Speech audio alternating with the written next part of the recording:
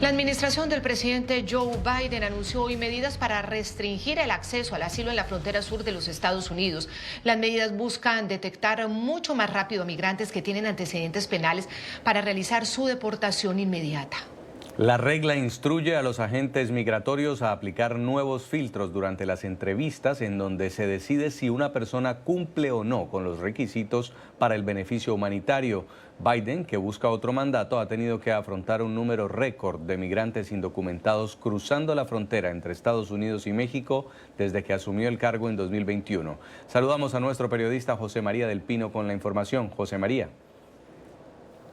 Claudia, Jason, muy buenas noches. Ha sido una jornada larga en Washington, D.C., porque durante todo el día creció la expectativa sobre este anuncio que cambiaría parte de las reglas del juego del proceso de asilo para los solicitantes que lleguen a los Estados Unidos. Y se cambiaron finalmente pasadas las 4 de la tarde con una orden ejecutiva que la administración publicó a través del Departamento de Seguridad Nacional y que básicamente lo que dice es que parte de las atribuciones que tenían los jueces antiguamente ahora pasan a los agentes de aduana para que ellos disciernan si la persona que tienen enfrente podría representar una amenaza para la seguridad nacional en materia de terrorismo o una amenaza para la seguridad pública en materia de delincuencia.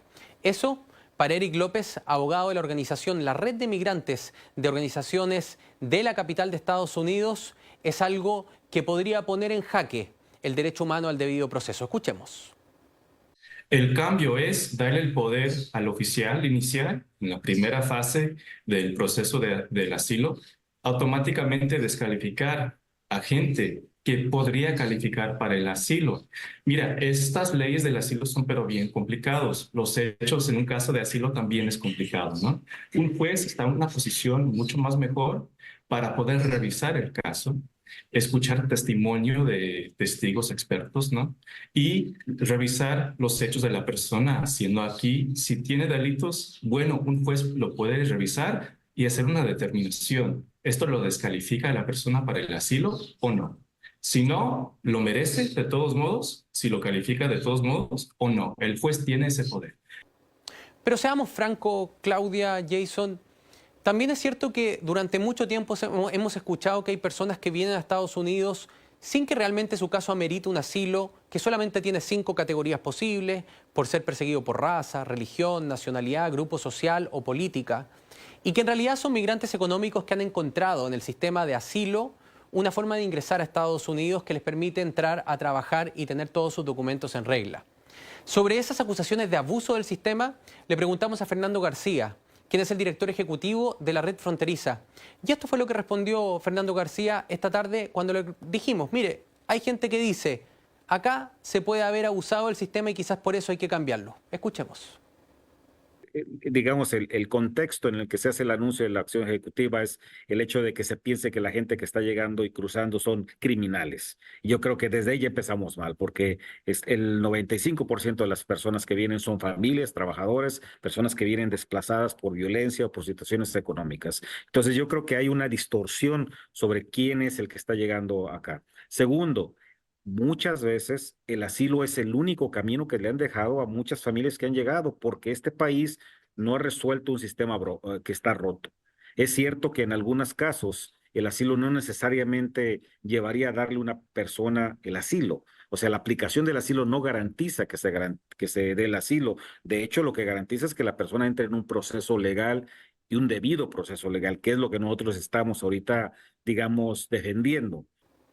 Para los principales críticos de la administración Biden en materia migratoria, esta es una medida demasiado acotada, que no soluciona el problema de fondo. Nos dicen primero, Estados Unidos no tiene acceso a los antecedentes ni récord criminales de muchos países del mundo.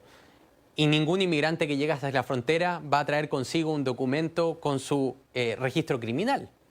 En realidad esto nos puede ayudar en uno que en otro caso, pero no soluciona el problema de raíz. El problema de raíz es el cruce por la frontera de cientos de miles de inmigrantes irregulares cada año. Y una de esas voces que conversó con NTN 24 fue Ira Melham, quien es el vocero de la Federación para la Reforma Migratoria, y esta fue su reflexión sobre el anuncio de Joe Biden. Ustedes son conscientes de que hay un número muy pequeño de personas que están llegando y que podríamos identificar inmediatamente si tienen vínculos terroristas o antecedentes criminales, y eso es todo. Tal como dije, como es natural, deberíamos rechazarlo de inmediato. No deberíamos permitir que las personas, y la mayoría de ese tipo de registros, solicitan asilo aquí en los Estados Unidos, por lo que tienen que basarse en cualquier inteligencia que tengan los oficiales de asilo, por lo que sí tienen información. No hay razón por la que no deberíamos ejercerla de inmediato, pero eso no va a resolver un problema mayor. Es simplemente un abuso masivo del sistema de asilo. Finalmente quiero compartir con ustedes la preocupación por algunos países donde sí se califican todas las circunstancias para solicitar refugio. Uno de ellos, Venezuela o Nicaragua, donde personas son perseguidas por distintas razones. Y muchos de ellos han dicho durante este día, miren, tenemos miedo de que la gente de aduana tenga ahora la discrecionalidad de decir que nuestro caso debe ser desechado y nosotros deportados sin que podamos llegar a presentarle este caso a un juez en compañía de un abogado, en compañía de alguien que nos ayude a presentar nuestro caso. Sobre eso le preguntamos a Artur Estupiñán, que es uno de los asesores del Partido Republicano, sobre todo porque el Partido Republicano ha sido gran aliado de la oposición venezolana contra Nicolás Maduro. Él nos dice que esta nueva medida es necesaria y que tristemente algunos van a verse perjudicados por la culpa de unos pocos que efectivamente han venido a cometer crímenes al país. Escuchemos. La realidad es que van a tener que pagar en este caso lamentable. Yo sé que ellos están buscando democracia y libertad, pero la realidad es que el pueblo americano en estos momentos está harto de todos los criminales, los terroristas que están entrando por la frontera, el fentanil que está matando a miles de americanos. Es un debate que recién comienza, Claudia, Jason, y eso es cuanto les puedo informar desde Washington DC en un extenuante día con nuevas reglas para la aplicación de asilo. Vuelvo con ustedes.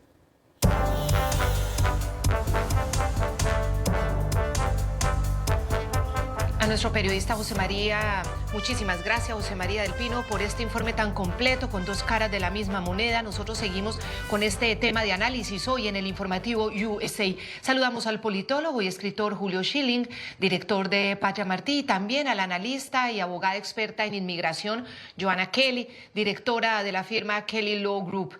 A los dos bienvenidos y comienzo preguntándoles por esa cuestión que se planteaba. Entonces, por la culpa de unos pocos que resultan ser criminales o tener antecedentes de hechos delictivos o de terrorismo, van a terminar pagando la mayor parte de los inmigrantes y, por ejemplo, de esos países que huyen de regímenes autoritarios.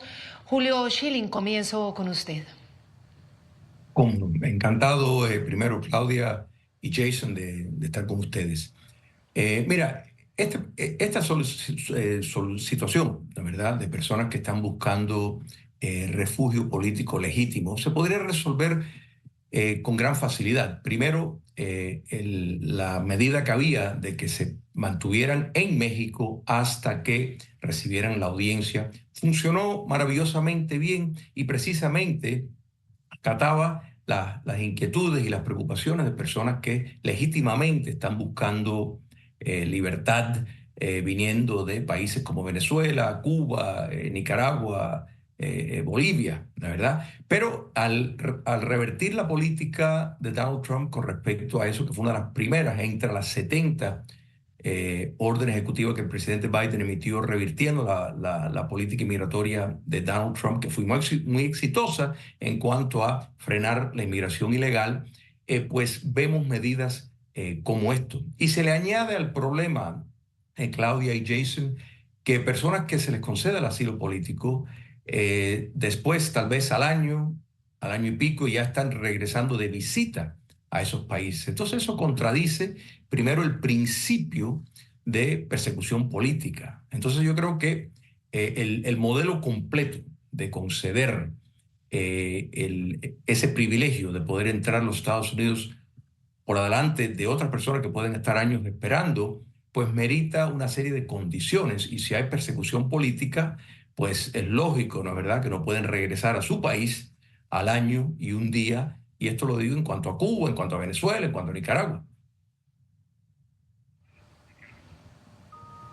Ahora quiero conocer la opinión de la abogada experta en migración, Joanna Kelly. ¿Por unos pocos terminan pagando todos? Jorge, por tener un sistema tan obsoleto y tan quebrado, es que están pagando muchos. El sistema migratorio no sirve y estos son pañitos de agua tibia. Y además, de lo que hablaba de cómo funcionaba el asilo en México, realmente fue una política que fracasó, porque no hay suficientes recursos, como va a fracasar esta, como fracasó la anterior de hace un año, porque no hay suficientes recursos, ni financieros ni humanos, para poder ejecutar ninguna de las políticas. ¿Y por qué no hay suficientes recursos? Porque el sistema no sirve. El sistema es antiguo, el sistema no tiene fondos, no tiene capacidad. Por eso las cortes tienen más de 2 millones de casos pendientes. No hay suficientes oficiales de asilo para que puedan dirigirse a la frontera a hacer esas entrevistas de miedo creíble. Pero también quiero llamar un poco a la estigmatización y tener mucho cuidado con estos comentarios de que al año y un día muchos asilados están retornando a su país de origen, porque primero, esto es legalmente imposible. Una persona que tiene asilo político en los Estados Unidos, si sale sin un permiso especial para viajar, que se llama viaje para un refugiado, un documento para viajar, si sale sin eso no puede regresar a los Estados Unidos. Entonces, y cuando se hace esa solicitud, la norma migratoria es muy clara a dónde usted puede ir o no. Inclusive una persona que haya obtenido la residencia permanente por asilo puede perderla si retorna a su país de origen, ya siendo residente permanente. Entonces, no es cierto que al año y un día ya los asilados estén retornando a su país de origen. O sea, en los años que yo llevo haciendo esto como abogada, como exfuncionaria de inmigración, nunca he visto estos casos. Es realmente no es legalmente posible. Entonces, es importante que tengamos mucho cuidado con estas afirmaciones que hacemos, porque se generan unas suposiciones que son legalmente incorrectas y en hechos también es incorrecto.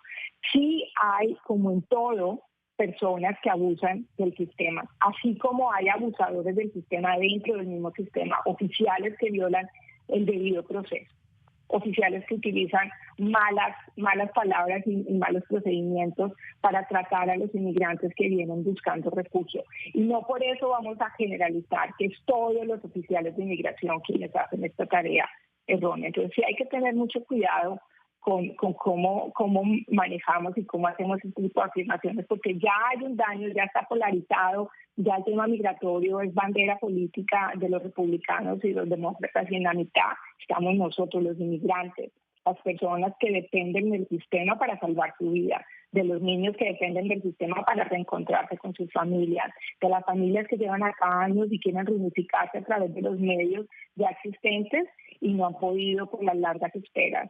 El sistema no funciona, está roto y necesitamos resolverlo de adentro, no con órdenes ejecutivas, sino con reformas realmente que contemplen y que analicen y que solucionen los problemas desde todo el sentido de la palabra, desde el punto de vista de diversidad, de trabajo, de estudio, abogada, de innovación, de tecnología. Sí, a ver, con permiso, porque sí, ya le voy a dar la abogada palabra. Habla de cuidar. Sí, gracias por ya le voy a dar la palabra, señor permitirme. Fili. Queríamos comentar primero una noticia que está ocurriendo justamente al tiempo que se conocen estas restricciones al asilo en Estados Unidos, y es que en Georgia un jurado ha imputado cargos de secuestro y asesinato contra un ciudadano venezolano identificado como José Antonio Ibarra por la muerte de una joven universitaria de nombre Laken Riley. Ibarra está acusado de secuestro con lesiones corporales, agresión con agravantes, con intención de violación y 8 cargos más. El encauzamiento de Ibarra se produce 2 meses y medio después de este crimen de Riley, cuyo cuerpo fue descubierto en una zona boscosa del campus de la Universidad de Georgia en la localidad de Athens. Ibarra fue detenido un día después de este asesinato en un complejo de apartamentos cercano a los senderos donde trotaba la víctima cuando fue asesinada. La muerte de este estudiante en manos de un inmigrante sin documentos impulsó a los legisladores estatales republicanos a aprobar en menos de 2 meses una nueva ley migratoria que exige a los departamentos de policía y alguaciles que verifiquen el estatus migratorio de los detenidos y que notifiquen al Servicio de Inmigración y Control de Aduanas si están de forma irregular en Estados Unidos.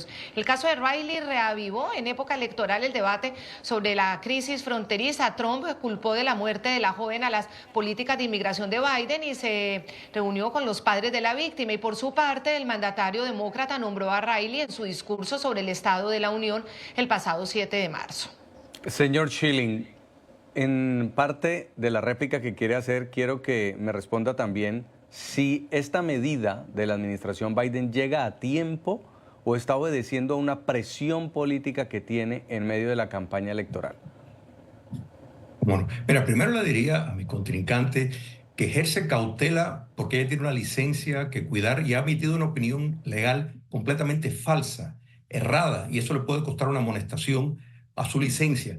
Obviamente ella no conoce el caso de los cubanos. Los cubanos pueden al año y un día regresar a Cuba. De modo que lo que ella ha dicho es completamente falso y de nuevo le recomiendo cautela y prudencia porque ella tiene una licencia legal que está poniendo en riesgo a dar información falsa y dando una opinión legal falsa.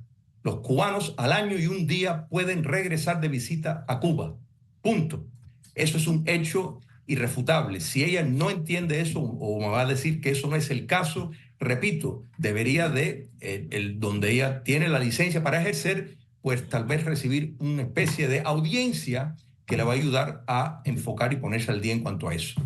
El caso de la víctima Riley que vimos en Georgia, Jason, es simplemente un punto del gran drama de que es un hecho que lo mismo que ocurrió con los cubanos cuando el éxodo de Mariel, que el dictador Fidel Castro vació cárceles y los envió a los Estados Unidos, el dictador Maduro está vaciando cárceles, está recogiendo gangas y las está enviando. Esto es una cuestión incuestionable. Entonces, lo que estamos viendo, el alza del crimen, tiene mucho que ver no solo con la política laxa de fiscales que tienen apego con la extrema izquierda, sino precisamente grupos y gangas de delincuentes que están operando en los Estados Unidos. Entonces, el caso de Georgia es solamente uno. El hecho de que si miramos Nueva York, si miramos Chicago, si miramos Washington, o sea, esto es irrefutable. Quien diga Nueva York tiene un alza en crimen que no ha tenido en 20 años. O sea, de un año a otro los crímenes en los subways se han duplicado.